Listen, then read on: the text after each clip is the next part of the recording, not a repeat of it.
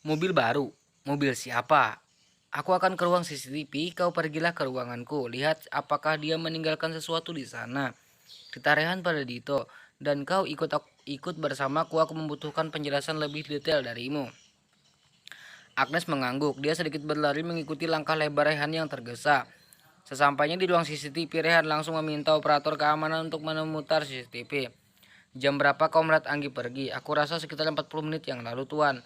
Operator itu kembali mencari keberadaan Anggi setelah dia mendapatkan perintah dari Rehan. Sebenarnya dia agak bingung karena Rehan terlihat sangat gelisah. Juga sangat khawatir. Stop.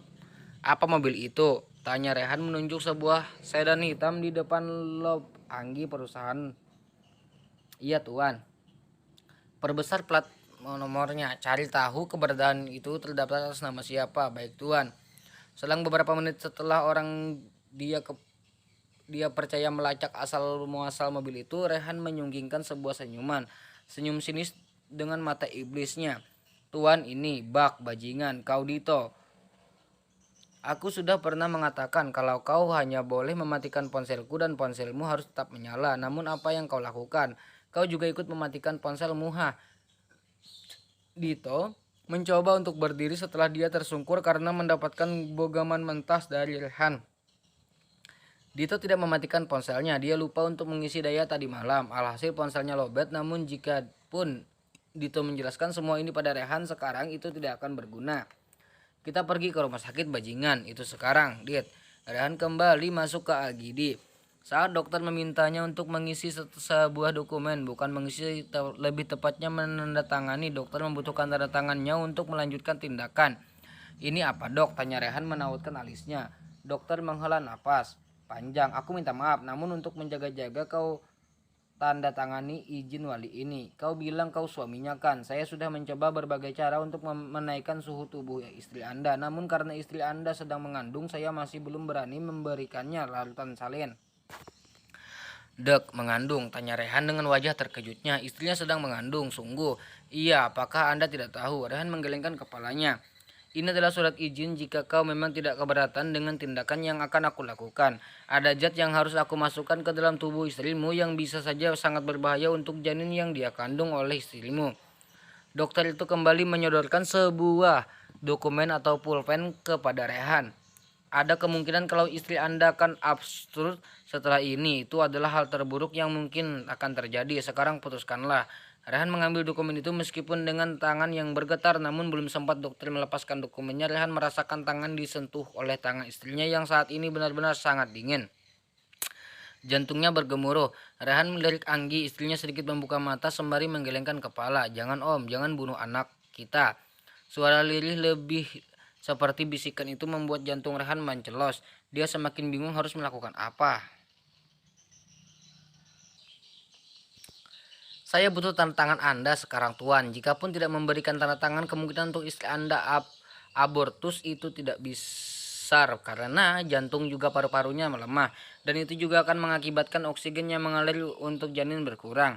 Genggaman tangan Anggi semakin erat. Rehan melepas tangan Anggi paksa. Dia tidak memiliki pilihan lain. Mungkin saat ini mereka memang belum ditakdirkan untuk memiliki anak.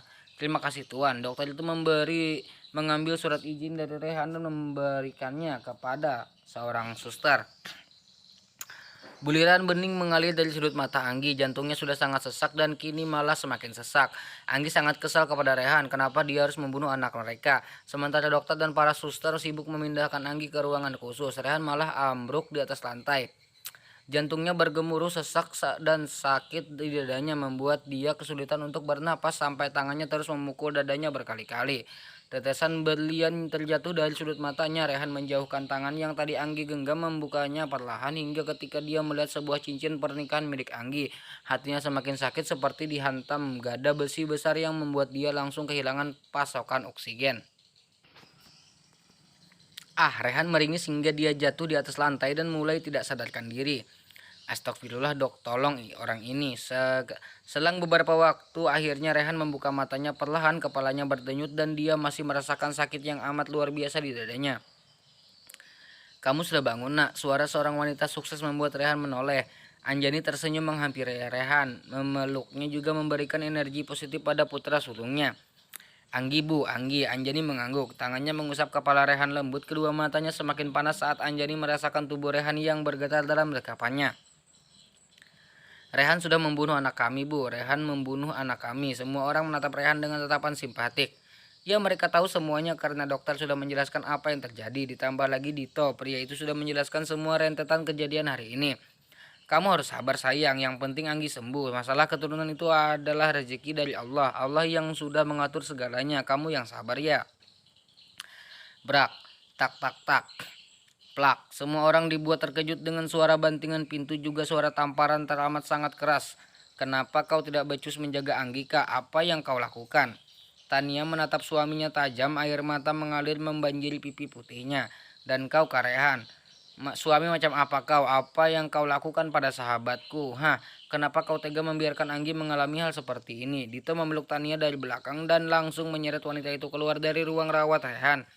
Tania semakin menjerit dan meronta. Rehan tersenyum kecut, dia menyibak selimut dan langsung turun dari atas ranjang.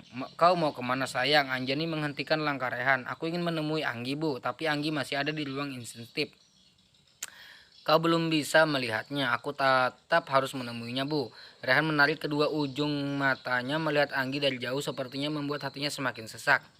Rehan ingin merengkuh tubuh rapuh yang sekarang penuh dengan selang impus juga selang yang tergantung dan dari kantong darah. Kapan saya bisa menemui istri saya dok? Lirih Rehan tanpa mengalihkan pandangannya dari Anggi. Kedua tangannya mengepal pada dinding kaca di ruangan itu. Saya belum bisa memastikan. Saya harap ini tidak terlalu lama. Hipotermia yang diderita istri Anda termasuk hipotermia sedang. Namun sepertinya dia sangat terpukul atas keputusan yang kita ambil. Kita berharap yang terbaik saja. Semoga Tuhan memberikan mukjizat terbaik untuk kita semua. Buliran air bening itu kembali muncul. Rehan tidak sanggup jika harus menerima di dua kenyataan pahit sekaligus. Hatinya sakit seperti disayat pisau tajam. Berulang kali hidupnya hancur dalam sekejap. Wanita yang dia cintai juga bayi yang ditunggu-tunggu nyatanya sedang ada di kondisi yang buruk. Memang benar kata orang, hidup di dalam limpahan harta akan terasa hampa dan tidak berarti jika orang yang kita cintai ada dalam kondisi seperti ini. Rehan merasa bukan hanya Anggi yang sedang berjuang untuk hidup, namun dia juga sama. Rehan mencoba untuk menata hatinya, juga mencoba untuk berpikir positif. Istrinya akan sembuh sebentar lagi. Dia akan membuka mata dan akan kembali tersenyum kepadanya. Bibir mungil itu akan kembali memanggil namanya. Rehan merindukan Anggi yang merengek kepadanya. Rehan merindukan Anggi yang akan selalu menempel padanya. Tolong jaga istri saya dok. Saya janji saya akan membayar berapapun biaya rumah sakit ini asalkan istri saya bisa segera membuka matanya. Rehan berjalan gontai melangkahkan kaki keluar dari ruangan itu. Dia berjalan menelusuri lorong panjang yang nyatanya terasa sangat sunyi untuk Rehan. Pria itu menunduk sembari mengepalkan kedua tangannya, namun langkahnya terhenti ketika dia melihat sepasang sepatu berhenti tepat di hadapannya. Pria itu menatap laki-laki tua di depannya dengan tatapan membunuh. Matanya merah dan kegelapan, tangannya semakin kuat. Untuk apa kau kesini bajingan? Aku ingin melihat putriku Rehan. Di mana dia? Apakah dia baik-baik saja? Bukannya menjawab, Rehan malah tersenyum sinis. Kekehan yang awalnya terdengar sangat pelan kini malah menjadi sebuah tawa yang mana itu membuat semua orang menoleh ke arahnya. Apa kau bilang putrimu? Kau bilang putrimu. Kau mengatakan dia putrimu. Apa kau tidak salah dengar? Jangan menyebut dia putrimu dengan mulut kotor itu. Aku tidak akan pernah sudi mendengar kalimat seperti itu darimu. Tapi dia memang anakku Rehan. Aku menyayanginya. Aku ingin Anggi kembali padaku. Set, bak. Rehan menerjang tubuh Anthony dan menduduki perut pria itu sembari mencengkram kerak baju yang Anthony kenakan. Giginya menggeretak menahan amarah yang luar biasa. Aku bilang dia bukan anakmu. Berhenti untuk berusaha mendekatinya. Jangan berikan apapun. Dia tidak membutuhkan apapun darimu. Uang, mobil, rumah, apa yang tidak bisa aku berikan.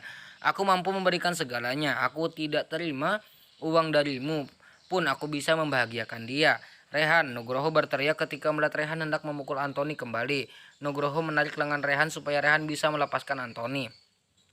Kau mau apa Rehan? Ini rumah sakit, berhenti membuat keributan. Jika ada yang harus dibicarakan maka kita membicarakannya dengan cara baik-baik. Di dalam ruang rawat Rehan semua orang sudah berkumpul termasuk Haris dan Dita. Sementara Dito, Tania, Nafisa, Randy menunggu di luar ruangan. Rehan menggeram hendak memukul Antoni kembali, namun segera Nugroho menahan lengannya. Jadi maksudmu, kau adalah ayah kandung dari Anggi. Itulah sebabnya saat Adrian menikahkan Anggi dengan Rehan, dia tidak menasabkan menantunya padanya. Antoni mengangguk. Semua orang yang ada di sana tercengang mendengar ini, kecuali Haris dan Rehan. Ayah kira itu rada lemot ya kak.